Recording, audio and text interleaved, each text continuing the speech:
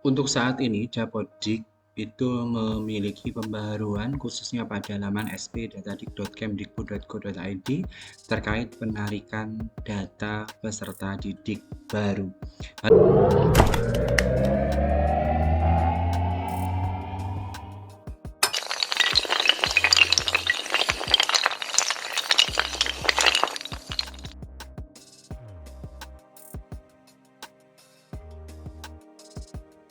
Halo semuanya, Assalamualaikum warahmatullahi wabarakatuh. Kembali lagi di channelnya tentang pendidikan, tutorial dan data video official 1, 2, dan 3.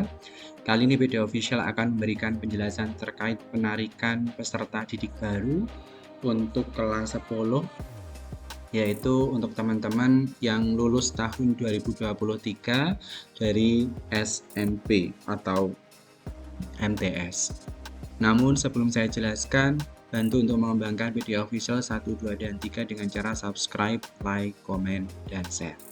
Teman-teman operator perlu diketahui bahwasanya untuk penambahan peserta didik baru tingkat 10 ini saya contohkan di akun SP Datadik untuk Satuan Pendidikan Sekolah Menengah Kejuruan sederajat. Yang pertama yang perlu teman-teman ketahui, asal atau sumber peserta didik itu bisa berasal dari Dapodik atau yang dikeluarkan oleh Satuan Pendidikan Menengah Pertama atau Sekolah Menengah Pertama SMP, atau yang dikeluarkan dari Madrasah Sanawiyah MTS, atau yang tidak berasal dari keduanya. Saya jelaskan yang pertama. Yang pertama ini teman-teman silahkan melakukan penarikan data yang sudah dinyatakan lulus dari satuan pendidikan sebelumnya SMP dengan cara memasukkan provinsi, kabupaten kota, kecamatan, nama sekolah, dan tahun lulus. Setelah itu pilih tampilkan. Maka ketika ditampilkan nanti di bawah akan muncul nama-nama siswanya. Ketika sudah muncul nama-nama siswanya, silakan dipilih salah satu siswa tersebut dan klik daftarkan. Ini untuk siswa kelas 10 yang berasal dari satuan pendidikan di bawah naungan Kementerian Pendidikan yang bisa dicirikan dengan SMP, baik negeri maupun swasta.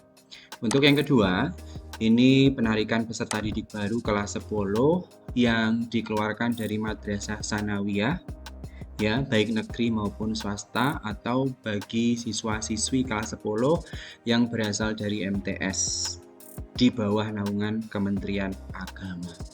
Caranya seperti apa? Caranya silahkan masukkan provinsi, ini sebagai contoh saja ya teman-teman. Provinsi Sumatera Selatan, Kabupaten Ogan Komering Ulu Timur, Kecamatan Buaya Madang Timur. Nanti di sini silahkan dipilih ya. Ada 2 MTS, Darul Ulum Buaya Bau. Mohon maaf. Buaya Madang Timur ya, teman-teman, Sumatera Selatan. Nanti di sininya nama sekolah akan ganti sesuai dengan provinsi, kecamatan, dan kabupaten yang teman-teman pilih. Sebagai contoh di Kecamatan Buaya Madang Timur ternyata ada 6 MTS. Setelah itu klik tampilkan dan silakan dicari ya. Silakan dicari nama siswa yang Bapak Ibu ingin masukkan di sekolah Bapak Ibu. Contohnya ketika diklik tampilkan, nanti di sini silakan search, masukkan kata kunci berdasarkan nama yang akan masuk di SMK Bapak Ibu. Ini bagi teman-teman yang lulus dari MTS, baik negeri maupun swasta. Nah, sekarang ini ada menu tambahan non-Dapodik maupun EMIS. Ini digunakan ketika Bapak Ibu sudah menggunakan Dapodik, sudah menggunakan EMIS, namun dari keduanya nama anak atau nama siswa kelas 10 itu tidak ditemukan. Di sistemnya tidak ada. Maka bisa menggunakan menu non-Dapodik ataupun EMIS dengan cara memasukkan secara manual ya Bapak Ibu. Dimasukkan secara manual nama lengkap, jenis kelamin, kepemilikan NIK, NIK, tempat lahir, tanggal lahir, nama ibu kandung, agama, kewarganegaraan, alamat, desa, kelurahan, provinsi, kabupaten, kota, kecamatan, dan rombongan belajar. Silakan dipilih. Artinya untuk input manual ini Bapak Ibu sebelumnya sudah melakukan mapping rombongan belajar. Apabila rombongan belajar tujuannya belum ada, ya tidak bisa. Sehingga ketika Bapak Ibu mau menginputkan secara manual, benahi dulu sementara buat rombel di Dapodik, lakukan sinkronisasi. Setelah itu di SP Datadik akan muncul rombongan belajarnya, tinggal dipilih rombongan belajar tujuannya mana. Setelah itu klik simpan dan nanti akan masuk di daftar antrian. Supaya data anak ini masuk ke Dapodik, apakah cukup dilakukan sinkronisasi? Maka jawabannya tidak.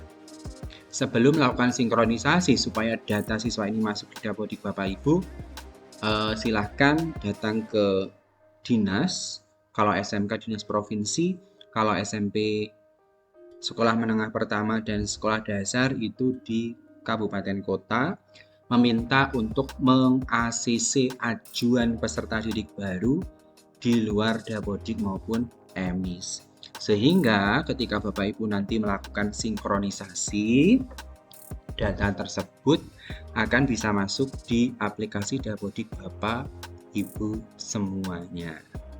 Jadi gitu ya Bapak Ibu, prosedur penarikan peserta didik baru yang dipetakan untuk tahun pelajaran 2023-2024 untuk aplikasi Dapodik 2024A.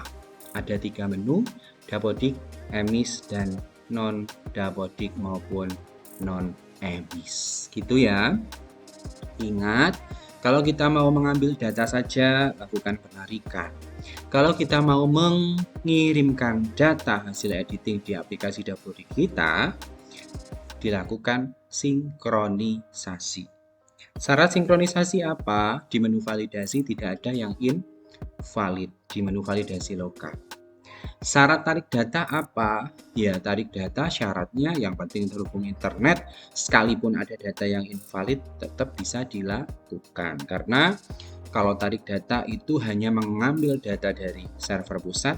Kalau sinkronisasi, mengirimkan data dari laptop kita, dari entrian kita di aplikasi Dapodik, sehingga bisa dikirimkan ke server pusat. Jadi skemanya seperti itu.